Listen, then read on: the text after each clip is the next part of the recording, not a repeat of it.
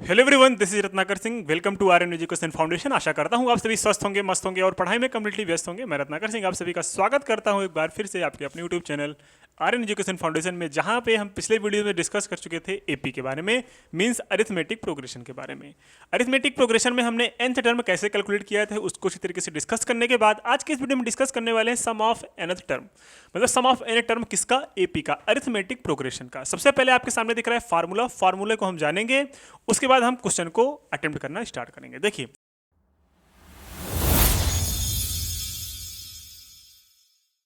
सबसे पहले आपको एपी क्या होती है, सबसे पहले मैंने बताया था एपी क्या होती है।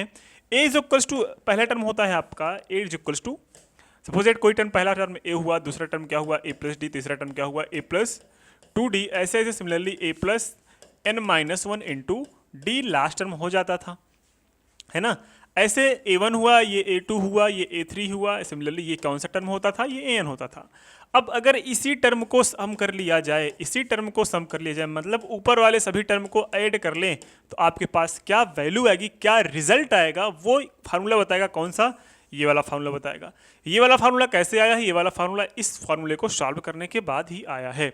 तो मतलब अगर हम सम ऑफ n टर्म निकालें तो S N is equal to क्या हो जाएगा? S N is equal to n by 2a plus N minus 1 into D हो जाएगा। और ये फार्मूला आप एकदम लर्न कर लो, जुबान पे रहना चाहिए जब तक ये चैप्टर पढ़ रहे हैं, उसके बाद भी रहना चाहिए। ये नहीं कि एग्जाम में जाते टाइम भूल जाओ। S N is equal to क्या होता है? फिर से मेरे साथ बोलिएगा। S N is equal to n by 2a plus N minus 1 into D. जहाँ पे बैठे हो वहीं से मेरे साथ बोलिए। S N is equal to n by 2a plus N minus 1 into D. Sir A क्या है? ए यहाँ पे है first term. A is equal to यहाँ पे क्या है? First term. यहाँ पे हो गया फर्स्ट टर्म। डी क्या है सर जी? डी है कॉमन डिफरेंस, ठीक है। डी क्या है? Common difference. और एन क्या है? एन ये है कि आपने कितने टर्म का सम बोला है, मतलब नंबर ऑफ टर्म्स है। एन क्या है? नंबर ऑफ टर्म्स है। तो यहाँ पे क्या लिखा है? The sum of the N term of an AP which is first A and common difference D and last term L. अगर एल दिया गया हो तो, अगर एल दिया गया हो तो उस केस में एस एन का फार्मूला ये हो जाएगा। अगर आपके पास डी दिया गया हो तो उस केस में आपका फार्मूला ये हो जाएगा। सिचुएशन के हिसाब से डिपेंड करता है कि लास्ट टर्म दिया गया है कि कॉमन डिफरेंस दिया गया है। अगर किसी क्वेश्चन में लास्ट टर्म देने के बाद नंबर ऑफ टर्म दिया है तो हम ये फार्मूला लगाएंगे। अगर आपके पास कॉमन डिफरेंस दे रखा है और टोटल नंबर ऑफ टर्म निकालना है तो ये हम फार्मूला अप्लाई करेंगे। तो इन दो फार्मूला के अलावा आपको कोई फार्मूला अप्लाई नहीं करना है इस एक्सरसाइज में। तो चलिए स्टार्ट करते हैं क्वेश्चन को सॉल्व करना। वो कुछ तरीके से ये रहा। पहला क्वेश्चन दिख रहा है, find the sum of the first 24 term of the AP 5, 8, 11 and 14।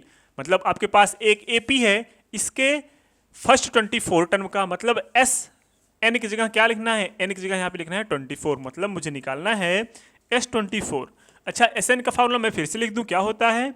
n by 2, क्या होता है? n by 2a plus N minus 1 into D, ये होता है फार्मूला। अब हमें S24 निकालना है तो सबसे पहले हमें किसकी जरूरत होगी?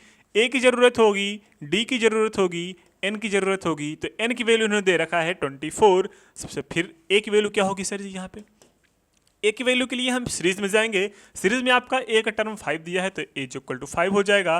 कॉमन डिफरेंस आपको पता है, कॉमन डिफरेंस निकालते हैं a2 माइनस a1, तो यहाँ पे वैल्यू हो जाएगी 8 माइनस 5। ध्यान से सुन ला, 8 माइनस 5 इज इक्वल टू कितना हो जाएगा? 3 हो जाएगा। 8 माइनस 5 कितना हो जाएगा? 3 हो जाएगा। 8 माइनस 5 की वैल्यू 3 आ गई, मतलब डी की वैल्यू 3 आ गई, तो यहाँ पे डी की वैल्यू मिल गई, एन की वैल्यू मिल गई। तो हम S24 की वैल्यू निकाल सकते हैं। कैसे निकालेंगे? S24 is equal to 24 by 2 into 2। A की वैल्यू आपके पास रही 5, एन की वैल्यू आपके पास 24 है, माइनस 1 और इंटू डी, डी की वैल्यू यहाँ पे क्या है? 3 है।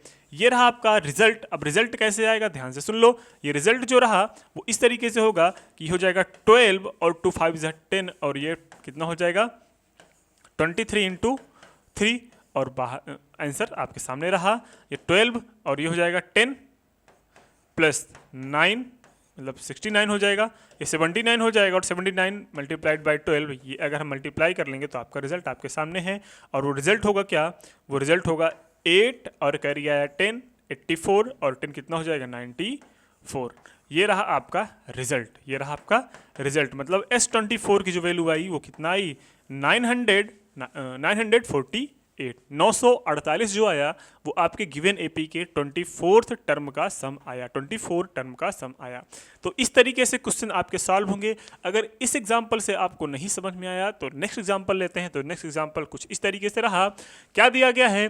Find the sum 25 plus 28 plus 31 and so on 100। मतलब यहाँ पे एक वैल्यू उन्होंने दे रखा है। किसकी वैल्यू दे रखा है? एक वैल्यू दे रखा है। फिर लास्ट टर्म मतलब एल की वैल्यू दे रखा है। ए की वैल्यू दे रखा है, एल की वैल्यू दे रखा है। तो find the sum 25 plus 28 plus 31 plus 100। Sir यहाँ पे एन की तो वैल्यू हमें पता ही नहीं है, सबसे बड़ी बात। तो जब एन की वैल्यू पता नहीं है, क्योंकि हमें एस एन निकालने के लिए जब एल गिवन हो, व्हेन एल इज गिवन, तो उसके लिए एस एन की वैल्यू जो होनी चाहिए वो n/2 ए प्लस एल होनी चाहिए। एल पता है, ए पता है, लेकिन सर एन की वैल्यू नहीं पता है। किसकी वैल्यू नहीं पता है? एन की वैल्यू नहीं पता है। तो एन की वैल्यू ये क्या है? लेट हम कर लेते हैं कि nth टर्म है। तो लेट करते हैं nth टर्म क्या है अपना? 100 है। क्या है? 100 है। ए nth टर्म की वैल्यू क्या होती है? A plus n-1 into d is equals to, ये भी 100 हो जाएगा। अरे हाँ या ना? आप बोलोगे हाँ सर, यहाँ तक तो बातें बहुत समझ में आ रही है और आनी भी चाहिए। ए की वैल्यू आपके पास गिवन है, बिल्कुल है सर। ए की वैल्यू 25 है। n-1 एन की वैल्यू निकालनी है। डी कैसे आएगा आपको पता है सर? अगर हम डी की वैल्यू कैलकुलेट करना चाहें, कॉमन डिफरेंस की वैल्यू कैलकुलेट करना चाहें, तो a2 माइनस a1 होता है। मतलब 28 माइनस 25, रिजल्ट जो आएगा वो आया आपका 3 आया। क्या है? डी की वैल्यू क्या आई? आपके पास 3 आई। और ये जो डी की वैल्यू 3 आई है, इसमें रखने के पास आपके पास आ जाएगा रिजल्ट। एन की वैल्यू, ए की वैल्यू है आपके पास 25, एन की वैल्यू निकालनी है n-1 और डी की वैल्यू आपके पास है 3 इज इक्वल्स टू 100। ये हो जाएगा n-1, क्या हो जाएगा? अरे भाई ये कभी कभी क्या कर जाता है ना, आप लोग की तरह हैंग हो जाता है ये भी। n-1 into 3 is equals to 100/25। 25 कितना जाएगा? 25 4 अच्छा माइनस होगा, सॉरी माइनस होगा बच्चा, माइनस है ना, माइनस हमने माइनस कर दिया तो यहाँ पे हो जाएगा 75। यहाँ पे आया n-1 की वैल्यू यहाँ पे 75/3 हो जाएगी। और जब थोड़ा और सुंदर सॉल्व करेंगे, सुंदर जब सॉल्व करेंगे तो आपके सामने जो रिजल्ट रहा n-1 इज इक्वल्स टू 25 और n की वैल्यू आ गई 25 प्लस 1, n की वैल्यू आ जाएगी 26। क्या आ जाएगी? 26। ठीक है? अरे ठीक है ना? ठीक है। अब देखो n की वैल्यू आपके पास आ गई, और जब n की वैल्यू आपके पास आ गई, d की वैल्यू आपके पास आ गई, l की वैल्यू आपके पास आ गई, a की वैल्यू आपके पास आ गई, तो अगर हमें d की वैल्यू जरूरत नहीं है, क्यों नहीं है? क्योंकि सर हमें क्या दिया गया है? हमें तो लास्ट टर्म दे दिया है ना, मतलब एस एन की वैल्यू निकालनी है। क्या होता है? n/2 a प्लस एल होता है सर जी। देखो लिख के याद करा दूंगा मैं, फार्मूला इतनी बार लिख दूंगा कि आपको लर्न हो जाएगा। एस एन की वैल्यू क्या होता है? n/2 a plus L. S N की वैल्यू हमने क्या निकाला सर जी? 24 निकाला कि 26? सर जी 26 निकाला। ए की वैल्यू एन की वैल्यू कितना है सर? 26/2 हो जाएगा। ए की वैल्यू कितना है? ए की वैल्यू आपके पास गिवन है 25। एन की वैल्यू कितनी थी? एल की वैल्यू सर जी थी 100। कितनी थी? 100 थी। कितनी थी? लास्ट टर्म 100 था। तो S26 कितना आ गया? S26 जो आएगा 26/2 13 आ जाएगा, और 25 प्लस 100 125 आ जाएगा, और 13 से मल्टीप्लाई करेंगे तो S26 की जो वैल्यू आएगी कितना आएगा? 13 5 जा 65, 13 2 जा 26, और 26 प्लस 6 कितना हो जाएगा? 32, और 32 में कैरी कितना आया? 3, 13 1 जा 13, 13 3 कितना हो जाएगा? 16। ठीक है, ये आ गया आपके पास रिजल्ट। S26 की वैल्यू कितना आई? S26 की वैल्यू है जी आई 1625, मतलब 1625 जो आया वो कितना आया? वो आपके S26 टर्म का, मतलब 26 टर्म का सम आया टोटल। किसका? एपी, जिसका फर्स्ट टर्म 25 था और लास्ट टर्म कितना था? 100 था। कितना था? 100 था। तो आई होप यहाँ तक समझ में आ गया होगा। अब अगर अभी भी नहीं आया तो एक और टाइप देखते हैं। एक टाइप क्या पूछ सकता है आपके सामने? ये रहा रिजल्ट कि आपको फ्रैक्शन में देके वैल्यू पूछेगा। कैसे? Find the sum 18 plus this. यहाँ पे भी एन टर्म नहीं दिया गया है, तो बस ये चीज़ें आपको फ्रैक्शन में देंगे। वही काम करना है, सेम। क्या करना है देखो ध्यान से। हमें सबसे पहले ए की जरूरत होगी। सर जी ए तो गिवन है। एल की जरूरत होगी, बिल्कुल सर गिवन है, -49.1/2 -49 होल 1/2 हो गया। अब हमें डी की वैल्यू गिवन है। सर जी बिल्कुल गिवन है। क्या हो जाएगा?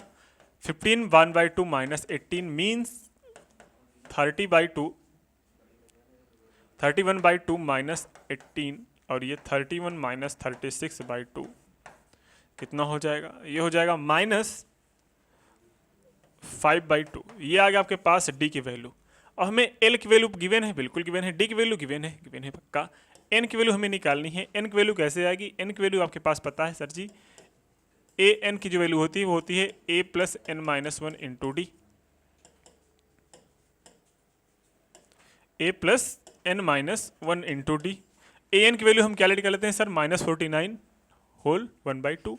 तो -49 होल 1/2 इधर रह गया। एक वैल्यू आपके पास 18 है, प्लस एन माइनस 1 ऐसे रहने देते हैं। डी की वैल्यू क्या है? -5/2 है। ठीक है, -5/2 है। ये क्या हो जाएगा? 99/2 माइनस में, ये माइनस में 18 हो जाएगा। इज इक्वल्स टू क्या हो जाएगा? n माइनस 1, माइनस में अगर लिख लें n माइनस 1 और 5/2 हो जाएगा, क्योंकि माइनस को मैंने इधर बाहर ले लिया।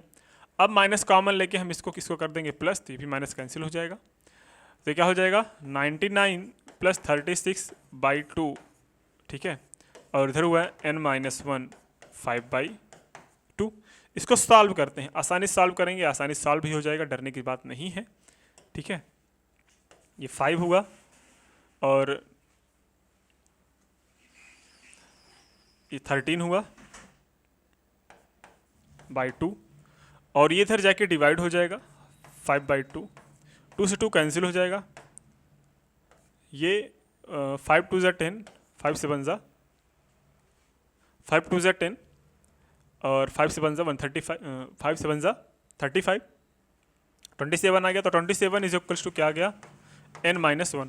तो n की वैल्यू जो आई 27 प्लस 1 आ गया।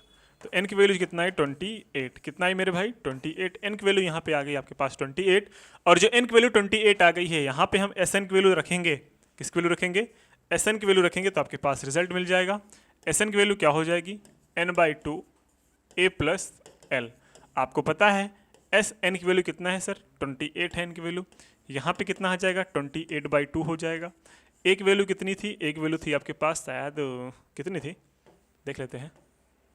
एक वैल्यू आपके पास 18 थी, है ना, 18, और l की वैल्यू -49/5। एक वैल्यू थी आपके पास 18 और ये प्लस l होता है, तो प्लस ये -49/2 ये था। तो माइनस प्लस माइनस हो जाएगा, 18 माइनस ये 99/2 हो जाएगा। ये 28/2 है, ये है।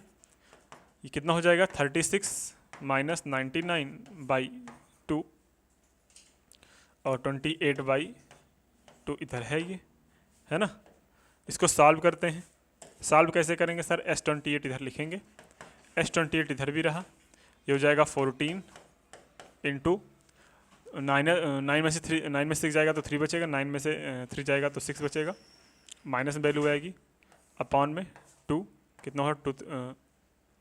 2 7 ज़ा 14, 7 3 ज़ा 21, है ना, 7 3 ज़ा 21, 7 6 ज़ा 42, और 42 और 2, 42 और 42 कितना हो जाएगा? 42 प्लस 2 कितना हो जाएगा? 44। तो -441 जो आया आपका S28 आया रिजल्ट। तो 441 जो आया आपका वो आंसर आएगा।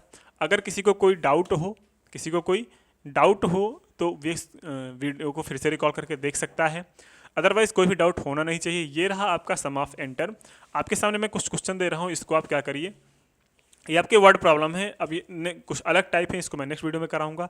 अब आप क्या करेंगे? एनसीईआरटी करेंगे। एनसीईआरटी करने का मतलब अब आप देखेंगे तो जितने स्टार्टिंग के एनसीईआरटी के हैं क्वेश्चन हैं वो आपके होने लगेंगे। बाकी मैं एनसीईआरटी तो खुद कराऊंगा ही। सबसे पहले भी तो मैं बेसिक्स पढ़ा रहा हूँ।